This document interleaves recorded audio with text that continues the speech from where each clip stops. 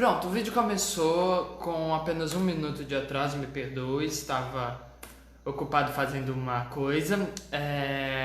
Bom, eu não tenho nada pra fazer, então vou continuar fazendo a coisa que no momento não tem exatamente muita importância.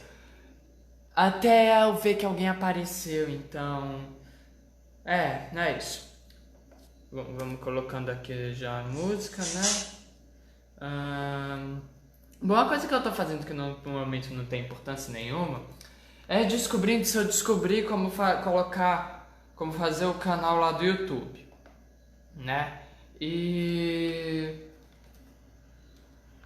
vamos ver se deu certo.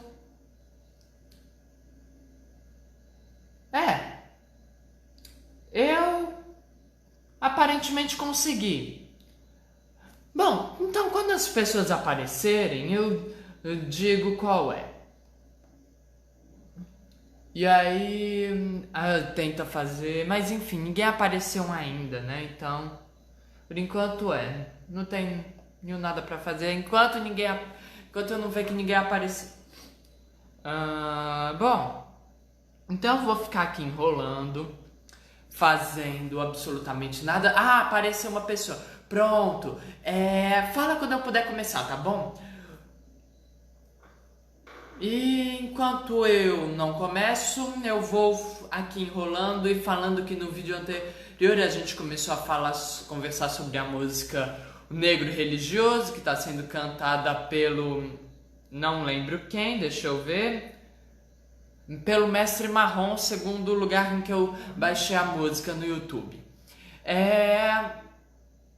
E no caso da música em si a gente falou sobre o sincretismo, né? Eu expliquei as estátuas que coloquei no vídeo pra fazer a chamada, né, do vídeo. Eu vi que você tá aí, mãe. Por isso que eu tô falando que quando puder começar é só avisar que eu começo. Bom, e... o único sincretismo que a gente falou, propriamente dito, foi o de Dona Janaína com Nossa Senhora da Conceição. No caso, eu até expliquei que Dona Janaína seria um nome que os indígenas deram para Iemanjá ou para Oxum, porque uma coisa que ficou bem clara para mim hoje é que o candomblé é uma coisa muito mais generalizada, né? Do que, pelo menos o que eu tô entendendo até hoje, do que uma coisa assim específica, né? Quer dizer, você tem linhas de candomblé, você tem nações para o candomblé, então acaba que são religiões afrodescendentes em geral, então muitas coisas vão variar, né? Uma delas, inclusive, que eu descobri que varia, pretendo falar hoje, assim que alguém falar que eu já posso começar. E bom, eu não tenho mais nada pra fazer até eu poder começar, então eu acho que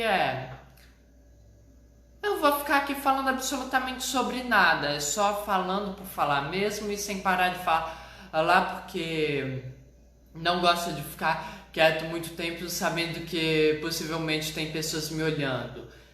Então é isso, eu vou ficar aqui falando até alguém falar que eu posso começar a falar sobre alguma coisa importante. E por enquanto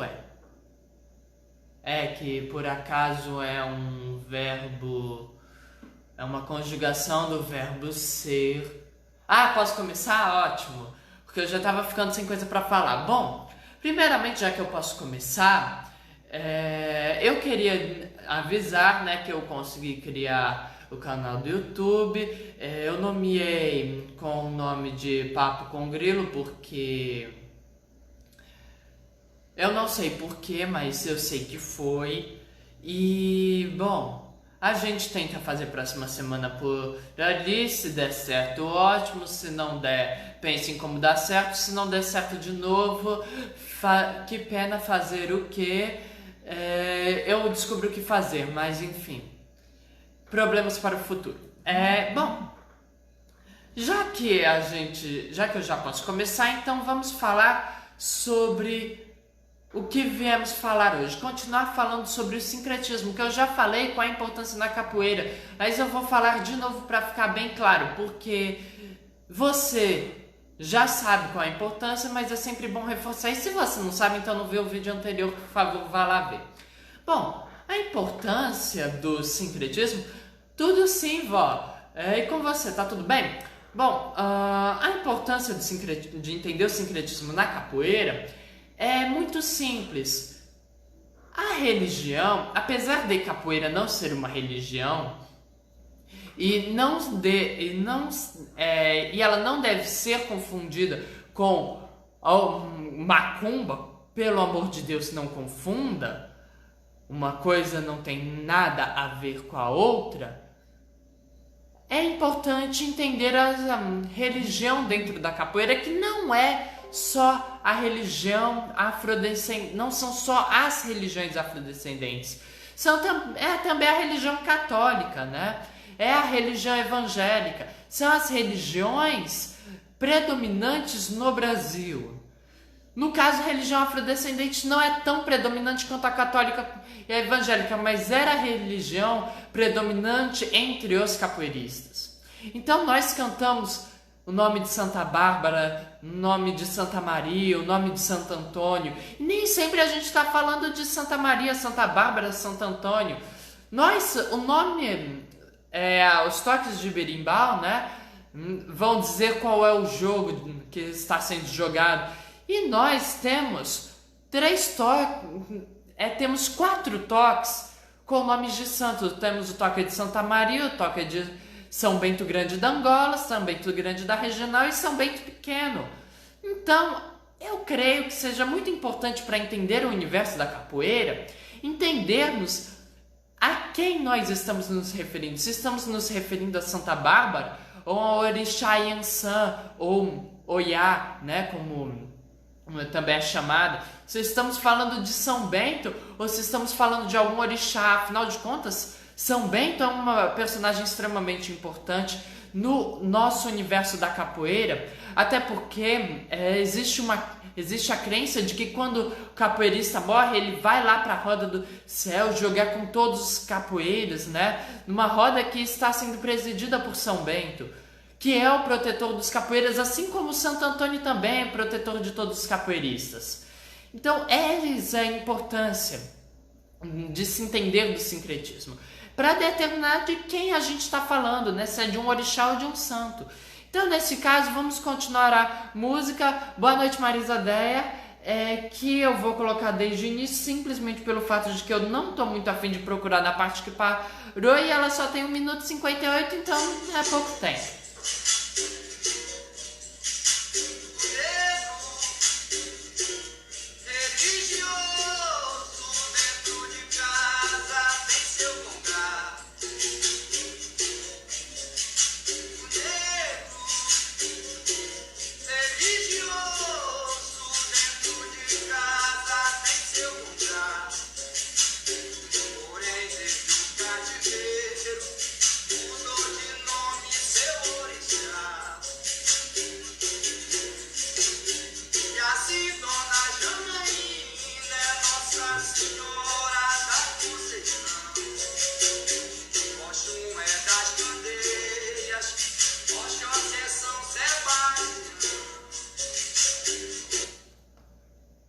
Bom, pois é extremamente interessante, né? E uma coisa que tem que ser entendida é que a capoeira, ela não é religiosa. Os capoeiristas é que são religiosos. É uma coisa que tem que ser vista... Peraí. Pois é, exatamente. E isso é uma coisa que eu venho procurando entender o porquê durante tipo uns 4 anos, mais ou menos. Eu tento entender essa presença religiosa. Mas então, uma coisa que tem que ser desconfundida é a capoeira e os capoeiristas. Porque entenda uma coisa. Pedra é pedra, pessoa é pessoa. O que eu quero dizer com isso? Que uma coisa é a coisa, outra coisa são as pessoas. A coisa é a coisa. As pessoas fazem da coisa o que as pessoas desejam, mas a coisa não deixa de ser a coisa. Ou seja, a capoeira, ela é a capoeira. Agora, se a capoeira não é machista, a capoeira não é religiosa, a capoeira não é nada, ela é a capoeira. Os capoeiristas são machistas, são religiosos, são qualquer coisa. Então, esse é uma coisa que tem que ser entendida. Então, quando a gente fala quando a gente canta o nome de santos, quando a gente canta o nome de orixás, quando a gente canta o nome de Deus, ou se alguém cantar o nome de qualquer outra divindade, não é a capoeira que é religiosa, a pessoa que é religiosa. E sendo assim, eu não sou religioso, então não vou cantar. Não, isso aí é a maior besteira de todas. Eu não sou religioso, vou cantar tanto por respeito aos religiosos, quanto por manter a minha tradição. Porque uma coisa que tem que ser entendida, quando um capoeirista seria um disfarce em que sentido? Pode me explicar melhor? Exatamente, você entendeu muito bem, mãe.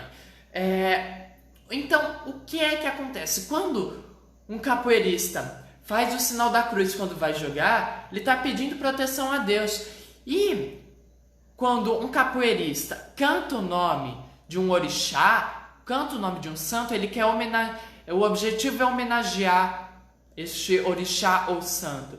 E nós, capoeiristas, temos que cantar não apenas o coro, não apenas estando no coro, mas cantando mesmo o nome dessas divindades, porque faz parte da nossa cultura, faz parte do nosso universo. Como eu pretendo que a gente converse depois, os próprios instrumentos da capoeira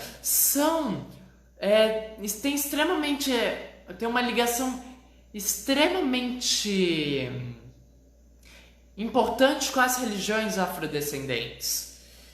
E por isso, eu creio que nós devemos manter essa ligação. Porque a religião, ela é uma forma de entender o mundo. E é uma forma que os escravos trouxeram para cá. Então é uma forma que impacta na capoeira. E, portanto, é uma forma que nós devemos manter. Porque a capoeira, ela é uma coisa muito vasta, não é uma coisa assim limitada. Então, é muito importante que nós tenhamos várias visões de mundo. Porque uma coisa que eu sempre tive em mente, desde que eu percebi isso, é que algo é lógico para mim, não necessariamente é lógico para você. O que é lógico para você não é necessariamente lógico para mim. Então, não há como dizer quem está certo ou quem está errado. O que há para dizer é que o lógico para mim não é lógico para você, o que é lógico para você não é lógico para mim. Devemos respeitar e devemos, portanto, enxergar através dessa ótica. E, por isso, eu creio que a gente deva manter essa religiosidade dentro da capoeira, que não é da capoeira, mas sim dos capoeiristas.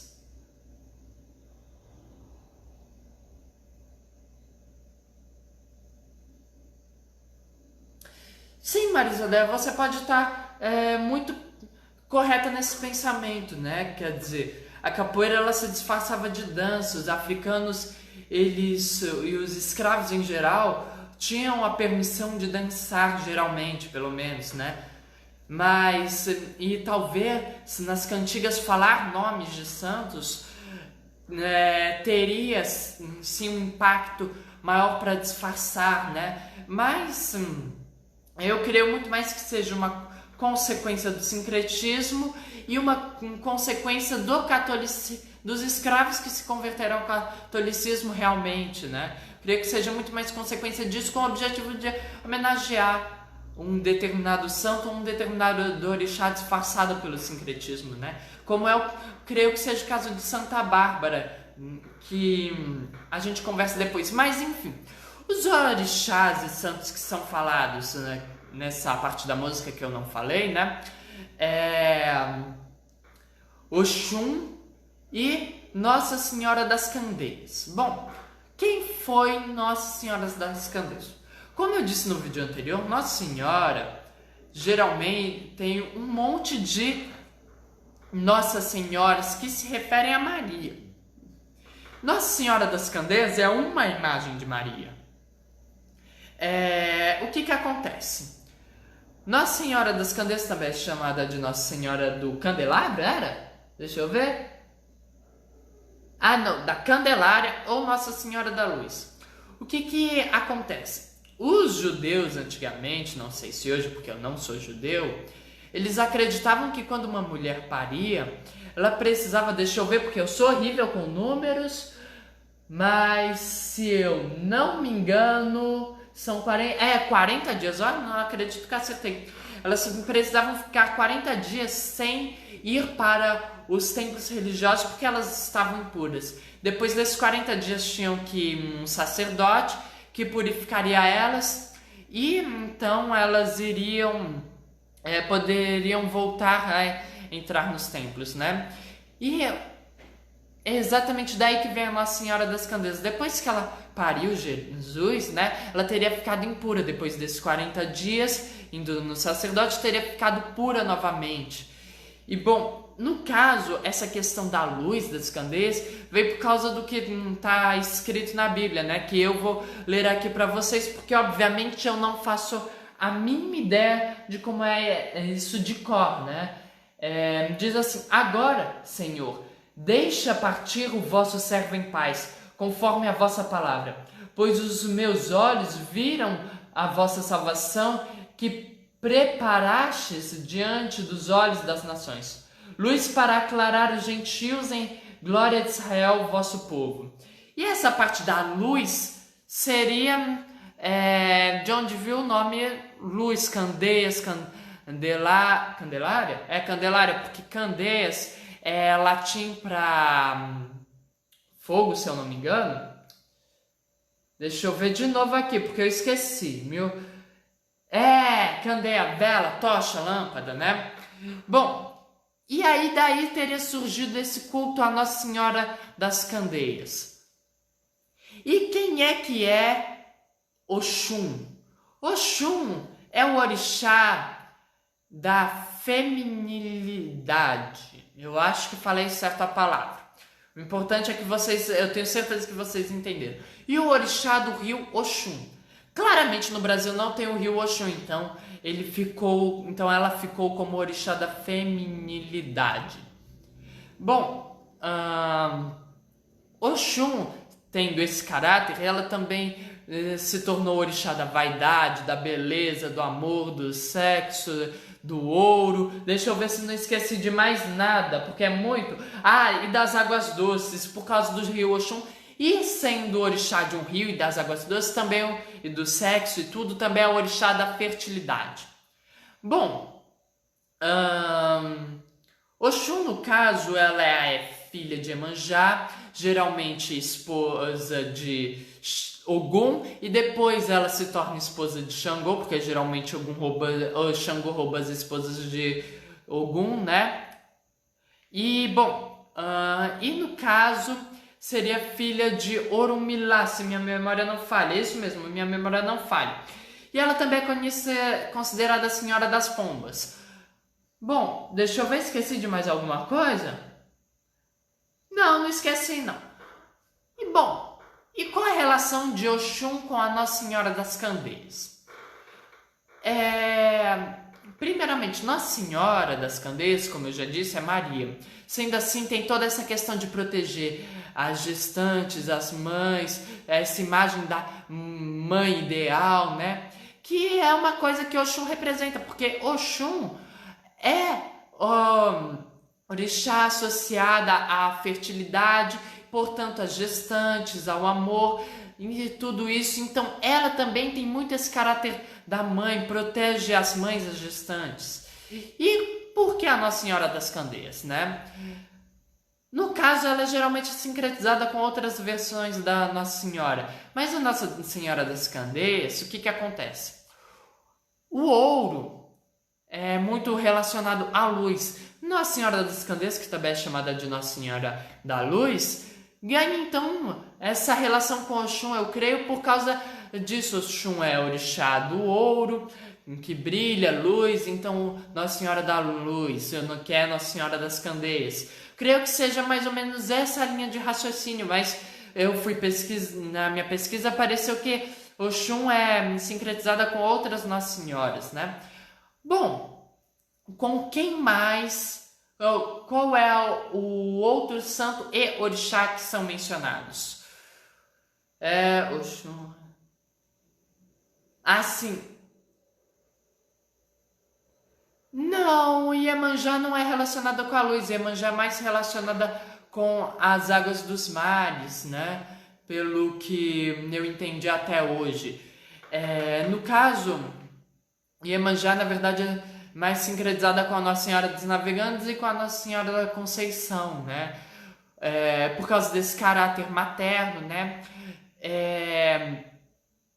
Talvez pelo que minha mãe falou no vídeo anterior, por causa dela ser relacionada com essa questão protetora do oris, né? Da cabeça. E, bom, também pelo fato de Nossa Senhora da Conceição ter aquele manto azul que é a cor de Iemanjá, né? Bom, eu vou supor que você escreveu bom, supus corretamente. Sim, então, Oxum é o que eu tô falando. Eu creio que ela tenha muito mais essa ligação com Nossa Senhora da Luz por causa dessa associação. Luz, Oxum é o orixá do ouro, o ouro brilha, que luz, isso porque Oxum também é das joias, tá? Ouro, joias, brilhar brilho é luz e, portanto, encaixa perfeitamente com Nossa Senhora da Luz, né? Eu creio que seja muito dessa relação, né? Diferentemente de Iemanjá, que não tem muito essa relação com a luz, pelo menos do que eu entendi, porque uma coisa que eu falarei hoje, ou se não na próxima quinta, é que o candomblé é uma coisa muito diversa. Então, eu pesquisando apenas pela internet, pelo livro Mitologia dos Orixás, do Reginaldo Prandi, fica um tanto difícil de compreender essa diversidade, né? Porque tem muitas coisas que vão variar de nação para nação, de uma linha de pensamento para outra linha, né? Talvez varie até de terreiro para terreiro, né? Então, é uma coisa que eu tento toda hora entender essa diversidade, mas como eu não tenho uma vivência em todos os terreiros do Brasil, né, de todas as nações, é um tanto complicado. Então eu creio, pelo menos até hoje, que Ema já não tenha nenhuma relação assim tão forte com essa parte da luz quanto o Oxum. Mas eu posso estar completamente errado e, na verdade, em todos os cantos que eu fui pesquisar, eram os únicos cantos que diziam que não tinha essa relação, né?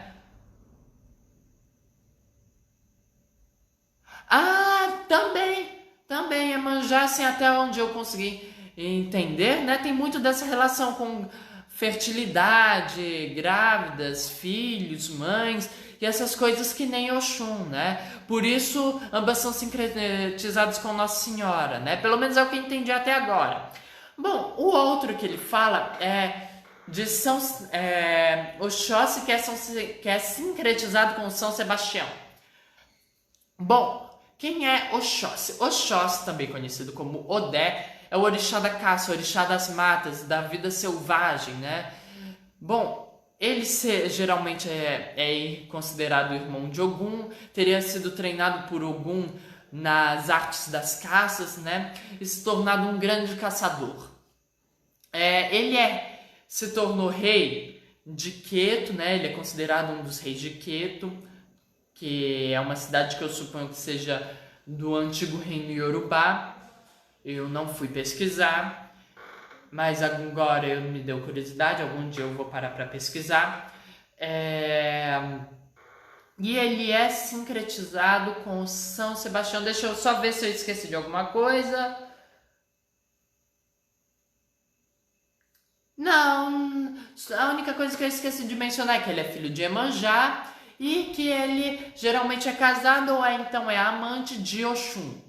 Bom, e São Sebastião? Quem é São Sebastião? São Sebastião foi um soldado romano que se tornou, que foi até uma alta patente, né, do exército romano, né? Ele se tornou um líder de uma guarda pretoriana que originalmente protegiam os pretores, que eram os cobradores de impostos, se a minha memória não falha. E, portanto, eles tinham um cargo muito estimado, né, a guarda pretoriana. E depois se tornou guardas pessoais dos imperadores romanos. E São Sebastião é da época do imperador Maximiano. Deixa eu ver se eu coloquei a data aqui. Não coloquei a data. Também não importa não. E esse Sebastião, ele era cristão. E o cristianismo era proibido no Império Romano. E o que acontece? Com o tempo, ele ajudava os cristãos que estavam presos e tudo, né? E com o tempo, ele acabou sendo descoberto. Então, o imperador, se sentindo muito traído, mandou que ele fosse amarrado num poste e atirassem flechas nele. Deixassem ele lá para morrer. Só que uma amiga dele, que eu esqueci o nome, deixa eu verificar o nome, porque eu sou horrível, com nomes, Irene, pronto. Essa Irene, que inclusive depois virou a Santa Irene, ela encontrou ele, cuidou dos ferimentos dele, né, e ele continuou vivo. E continuou pregando, né, e aí ele foi tentar conversar com o rei, com o imperador, para se explicar, porque uma vez que ele é o líder da primeira guarda pretoriana, né, que eu acabei de ver, então ele devia ser então muito amigo do imperador, né, então ele queria se explicar. E o imperador, ao invés de ouvir ele, decidiu pegar, mandar açoitar até a morte e jogar num poço para que ninguém nunca descobrisse. E aí ele supostamente teria aparecido em sonho para, deixa eu ver qual é que é o nome, da Lucina, que, se minha memória também não falha, também virou uma santa. E aí ela pegou e enterrou ele junto com os mártires, né? Bom, o que esse cara tem a ver com o orixá da caça das florestas, né? O protetor dos caçadores e tudo? Geralmente ele é muito representado com o corpo flechado. E o que acontece? Flechas e o arco são símbolos de Oxóssi. Então eles ganharam essa relação, né? Por causa dessa representação. E até porque, né, ele sobreviveu às flechadas, que são símbolos de Oxóssi. Então, assim, encaixa muito perfeitamente com o orixá. E e aí entra justamente uma coisa que a Marisa Deia falou lá nos comentários depois que o vídeo acabou, né? Sobre uma grande importância de como eram representadas as imagens cristãs para fazer esse sincretismo, né? Porque São Sebastião, até onde eu consigo imaginar, não tem exatamente muita relação com o orixá da caça, a não ser por uma constante representação do Sebastião com flechado, e que, portanto, sendo as flechas e o arco símbolos de Oxóssi, então eles ganharam essa relação, né? Bom, o alarme acabou de tocar, então neste caso por hoje é só. Amanhã então a gente continua conversando sobre a música O Negro Religioso. E é só isso mesmo. Ah, sim, antes que eu me esqueça de avisar novamente para quem não estava no início, eu consegui finalmente fazer lá o canal no YouTube, do qual eu pretendo que o próximo vídeo esteja sendo feito por lá, para ver se dá certo. Se não der, a gente tenta de novo até dar certo. Se não der certo de maneira nenhuma, aí eu não sei, né? Se não der certo de maneira nenhuma, eu penso em alguma coisa. Mas enfim, o canal lá, eu coloquei o nome de Papo com Grilo porque Bom, apareceu um negócio aqui, então eu não sei quando parou, mas enfim, o nome do canal é Papo com Grilo por alguma razão de que eu não sou capaz de dizer. E é só isso mesmo. Até a próxima semana.